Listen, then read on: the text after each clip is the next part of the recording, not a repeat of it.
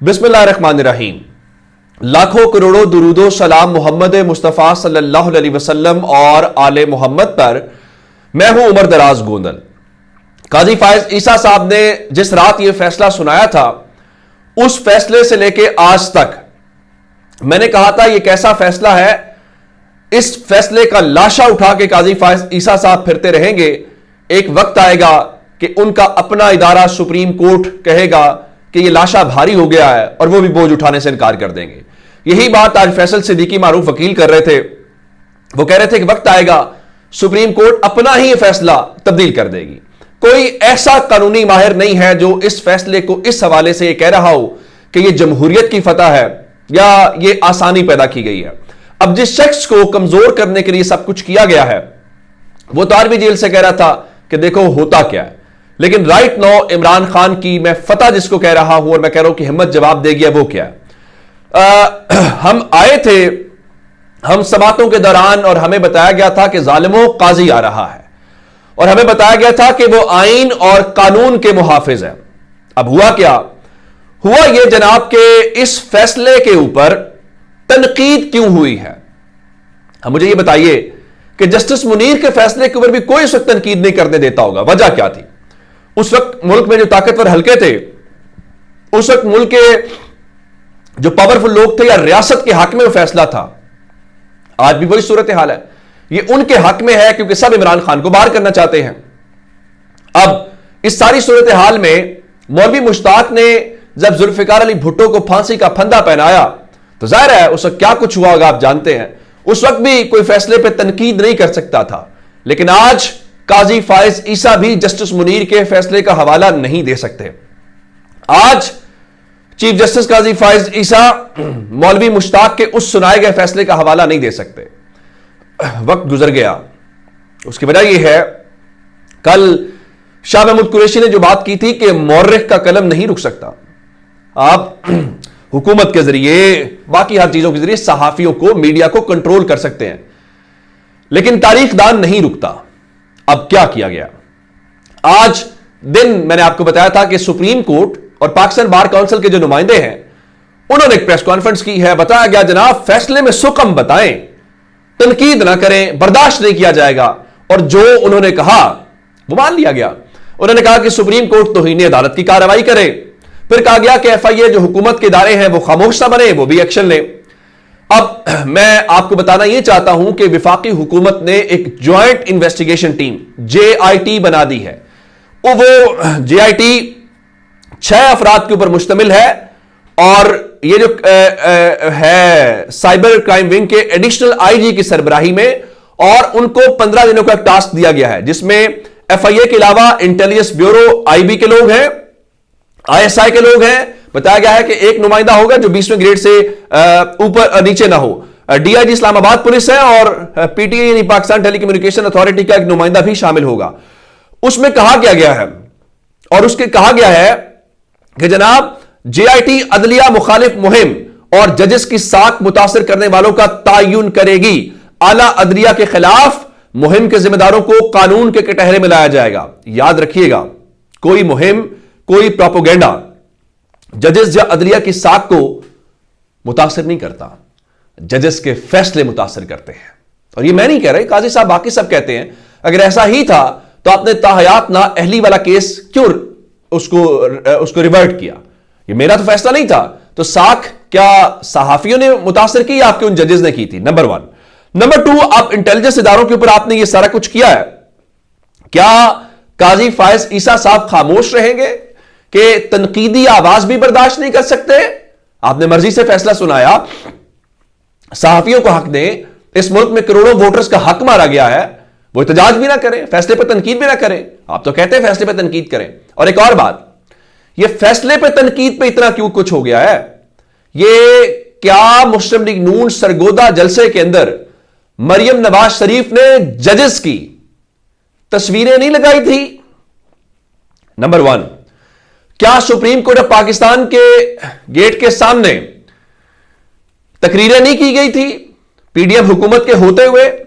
اور وہاں پہ کیا کہتے ہیں کہ عدلیہ مخالف جب چیف جسٹس عمر عطا بریال تھے، کوئی JIT بنی تھی اس کو بھی چھوڑ دیتے ہیں. پارلیمنٹ میں مسلم لیگ نون کے لوگ کیا ججز کی تصاویر نہیں لے کے آئے تھے؟ کوئی جی آئی ٹی بنی تھی؟ یہ سب کچھ ایسا کیوں ہے کہ آپ آج ہی کرنا چاہتے ہیں؟ یہ بنیادی طور پہ عمران خان کی فتح ہے. اب آپ کہیں گے میں کیا بات کر رہا ہوں؟ یہ فتح اس لیے ہے کہ اس فیصلے کا بوجھ ایک ہفتہ بھی کوئی اٹھا نہیں پا رہا، اور اب آپ ریاست کی طاقت کے ذریعے بازو مروڑ کے لوگوں کو خاموش کرانا چاہتے ہیں کہ سب کہیں واہ واہ واہ قاضی فائز عیسیٰ صاحب آپ نے کیا شاندار فیصلہ کر دیا ہے کہ آپ نے پاکستان کے کروڑوں ووٹر سے ان کی مرضی کی جماعت کو ووٹ دینے کا حق چھین لیا ہے، اور آپ نے غیر جمہوری طاقتوں کو ایک چھری دی ہے کہ جاؤ سیاسی جماعتوں کو ذبح کرنے شروع کر دو انٹرا پارٹی کے نام کے اوپر.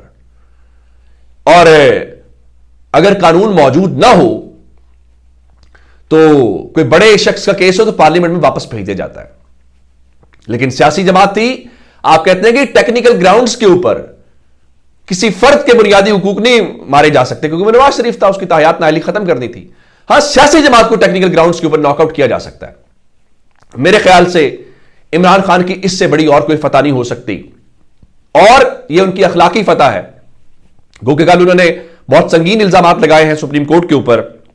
انہوں نے کل کہا کہ سپریم کورٹ جو ہے وہ جو لندن معاہدہ ہے اس کے تحت چل رہی ہے، اور آج بھی عمران خان نے گفتگو کی اور کہا کہ انہیں سپریم کورٹ یا عدلیہ کے اوپر کوئی اعتماد نہیں ہے.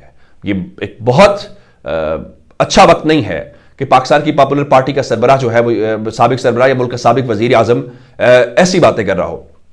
اور یہ عدلیہ کے لیے بھی ٹھیک نہیں ہے کہ آپ کے عوامی سطح کے اوپر. اور پھر عمران خان نے کل قرآنی آیت کا سورہ المائدہ کی اس آیت کا بھی حوالہ دیا تھا کہ اس حد تک نہ چلے جاؤ دشمنی میں کہ آپ اپنے دشمن سے بھی انصاف نہ کر سکو. تو میرے خیال سے عمران خان کا حساب برابر ہو گیا ہے کہ اگر ایسا ہوتا تو لوگ آج قاضی فائز عیسیٰ صاحب کے اس فیصلے کا دفاع کر رہے ہوتے اور عمران خان اور تحریک انصاف کو کٹہرے میں کھڑا کرتے. یہ جی آئی ٹی بننا اس بات کا ثبوت ہے. دیکھیں کیا کریں گے آپ، لوگوں کو نوٹسز جاری کریں گے، کٹہرے میں کھڑا کریں گے، پھر قاضی فائز صاحب بلائیں گے. قاضی صاحب کو کیسا لگے گا؟ لوگوں کے یہ اعزاز میں شامل ہو جائے گا کہ میں نے اس کالے فیصلے کے اوپر تنقید کی تھی اور مجھے ایف آئی اے نے یہ کیا تھا یا فلاں جی آئی ٹی نے یہ کیا تھا. اور یہ آپ دیکھیے گا ایک اور بات، مسلم لیگ نون نے ججز کے خلاف جو کیمپین کی تھی، کیا مریم نواز نے ان ٹویٹس کو ری ٹویٹ نہیں کیا تھا؟ کیا الفاظ استعمال کیے گئے تھے ججز کے لیے؟ لیکن آپ تحریک انصاف کے حوالے سے یہ کرنا چاہتے ہیں. دوسرا، 90 روز میں الیکشن کمیشن نے الیکشن کیوں نہیں کروائے تھے جب عدالت کا حکم تھا؟ اس کے اوپر تو کچھ نہیں ہوا تھا. 90 روز میں الیکشن کمیشن الیکشن نہ کرائے کوئی بات نہیں ہے. قاضی صاحب کی عدالت میں بھی کوئی مسئلہ نہیں ہے. تحریک انصاف الیکشن کرائے پھر بھی یہ چیزیں ہوں گی، نہیں چلے گا. اب وہی الیکشن کمیشن جس کو قاضی فائز عیسیٰ صاحب بہت تھپکیاں دے رہے ہیں، وہ پھر دھمکی دے رہے ہیں الیکشن ملتوی کرنے کی.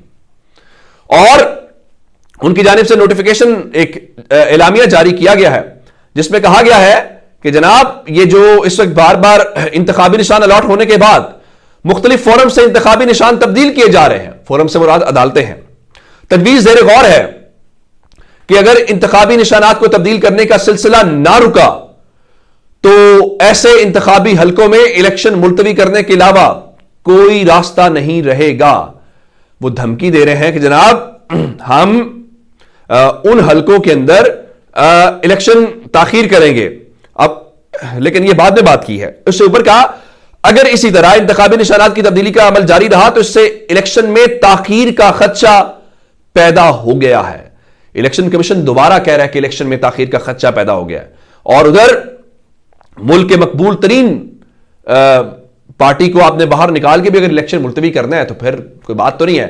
لیکن جاوید ہاشمی جو بڑے سیزن پولیٹیشین ہیں، پرانے پارلیمنٹیرین ہیں، وہ یہ کہتے ہیں کہ ملک میں 8 فروری کو الیکشن نہیں ہو رہے. اب قاضی صاحب مجھے کہیں گے، آپ کو کہیں گے کہ جی آپ یہ شکوک و شبہات پیدا نہ کریں، لیکن قاضی صاحب کیا جاوید ہاشمی کو بلا کے بھی کہیں گے کہ وہ کیوں کہہ رہے ہیں کہ الیکشن نہیں ہوں گے؟ اور پھر الیکشن کمیشن کے اندر بھی بھرپور اکھاڑ پچھاڑ آج اسلام آباد کے اندر ہوئی ہے.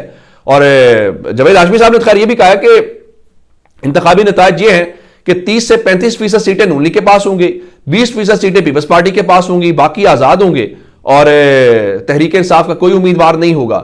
یعنی الیکشن سے پہلے ہی ظاہر ہے وہ سنانا. لیکن اب ہوا کیا ہے، اب ہوا یہ ہے کہ بتایا گیا تھا کہ الیکشن کمیشن کے سیکرٹری عمر حمید کے استعفے کے متعلق الیکشن کمیشن کی آپ پریس ریلیز پہ کتنا یقین کریں گے، انہوں نے تردید کی تھی کہ استعفیٰ نہیں دیا، اور آج ان کا استعفیٰ منظور کر لیا گیا ہے اور ان کی جگہ پہ ڈاکٹر سید جو آصف حسین ہے ان کو الیکشن کمیشن کا نیا سیکرٹری مقرر کر دیا گیا ہے۔ اور اس کے علاوہ اعجاز انور چوہان کا بلوچستان سے تبادلہ کر کے صوبائی الیکشن کمشنر پنجاب تعینات کر دیا گیا، یعنی بلوچستان اور پنجاب دونوں تبدیل ہو گئے، اور پنجاب میں وہ الیکشن کمشنر جس نے بتایا تھا کہ آروز کے معاملات کے اندر لا انفورسمنٹ ایجنسیز پولیس کس طرح مداخلت کر رہی ہے، اس کو وہاں سے ہٹا کے آپ نے وہ الیکشن ونگ اس طرف لے کے چلے گئے۔ اس کا مطلب آپ کو پتہ ہی ہے کیا ہونا چاہیے۔ اب یہ وجہ کیا ہے، میں آپ کو وجہ بتا دیتا ہوں۔ آج حبیب اکرم صاحب نے ملتان کے اندر سروے کیا ہے اور ملتان کی تمام سیٹوں کے اوپر پاکستان تحریک انصاف فاتح دکھائی دے رہی ہے۔ یہی وہ وجہ ہے جس کی بنیاد کے اوپر آپ کو شاہ محمود قریشی کے کاغذات نامزدگی ملتان سے مسترد کرنے پڑے ہیں۔ کیوں؟ اور آپ کو ایک اور بھی بات یاد رکھنی چاہیے، اگر ملتان یہ فیصلہ سنا رہا ہے تو ملتان کے اندر ہی جہانگیر ترین استحکام پاکستان پارٹی کے جو سربراہ ہیں وہ بھی الیکشن لڑ رہے ہیں۔ اگر وہ اب بھی نہیں جیت پا رہے تو پھر آپ خیر منائیں۔ اب ڈاکٹر یاسمین راشد کو نواز شریف کے مقابلے میں الیکشن لڑنے کی اجازت مل گئی ہے، زلفی بخاری کو بھی الیکشن لڑنے کی اجازت مل گئی ہے۔ اب میں آپ کو بتانا یہ چاہتا ہوں کہ چونکہ میں نے اس حلقے کا سروے کیا ہوا ہے N130 کا، اگر تھوڑا سا بھی الیکشن ہوا ڈاکٹر یاسمین راشد کے حلقے میں سرپرائز آ سکتا ہے۔ اسی سرپرائز کے ڈر سے نواز شریف نے N130 کے علاوہ N15 جو مانسہرہ کا حلقہ ہے وہاں پہ بھی کاغذات نامزدگی جو ہے وہ جمع کروا رکھے ہیں۔ اب اگلی بات سن لیجئے، اگلی صورتحال یہ ہے کہ جو شہباز شریف ہے انہوں نے انٹرویو دیا، وہ کہتے ہیں میری خواہش تھی بلہ 2024 کے انتخابات میں ہوتا۔ جس دن بلہ پشاور ہائی کورٹ نے بحال کیا تھا، کراچی بیٹھ کے آپ نے کیا پریس کانفرنس کی تھی اور آپ نے کہا تھا یہ تو وہ ان کے اختیارات اور فلاں فلاں، اب نہیں ہوگا۔ آپ کے تو بڑے بھائی اور آپ کی بھتیجی اس دن تک گھر سے نکلی نہیں جب تک بلہ چھین نہیں گیا گا۔ ایسی فتح کا کیا کریں گے؟ ایسی فتح تو ہار سے بھی بری ہوتی ہے۔ ہار بھی گریس کے ساتھ ہو تو انسان اس کے ساتھ بھی جی لیتا ہے، لیکن آپ ایک ایسی جیت کے ساتھ ہوں گے جس کا آپ جشن بھی نہیں منا سکیں گے اور آپ شرمسار ہو رہے ہوں گے اس کو کلیم کرتے ہوئے۔ اپنا بہت سارا خیال رکھیے گا۔ خدا حافظ۔